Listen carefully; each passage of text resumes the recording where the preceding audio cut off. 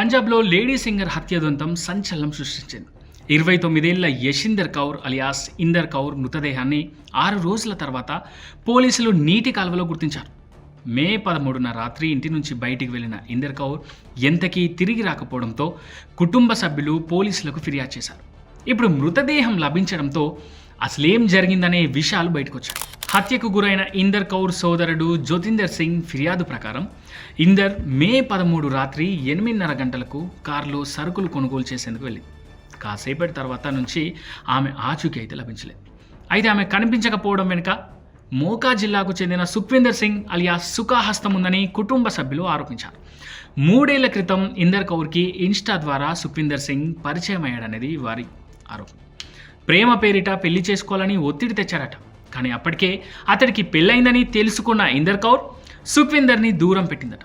దీంతో కక్ష పెంచుకున్న అతడు ఈ దారుణానికి పాల్పడ్డాడని పోలీసులు అనుమానిస్తున్నారు.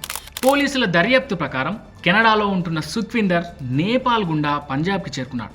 13వ తేదీన తన సహచరులతో కలిసి ఇందర్ కౌర్ని అడ్డగించి తుపాకీతో బెదిరించి ఆమెను కిడ్నాప్ చేశాడు. ఆ తర్వాత ఆమెని హత్య చేసి నీటి కాలువలో పడేశాడు. నేరం చేసిన వెంటనే నేపాల్ ద్వారానే తిరిగి కెనడాకి పారిపోయాడని తెలుస్తోంది.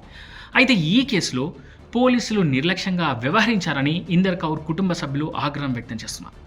15వ తేదీనే జమల్పూర్ పోలీస్ స్టేషన్లో సుఖ్విందర్ సింగ్, కరమ్జిత్ సింగ్లపై ఎఫ్ఐఆర్ నమోదు చేసినప్పటికీ వెంటనే చర్యలు తీసుకోలేదని ఆరోపిస్తున్నారు. ఇందర్ కౌర్ మృతదేహాన్ని కాలువ నుంచి బయటికి తీసిన పోలీసులు కేసు నమోదు చేశారు. నిందితులను పట్టుకునేందుకు ప్రత్యేక బృందాలతో గాలింపు చర్యలు చేపట్టారు.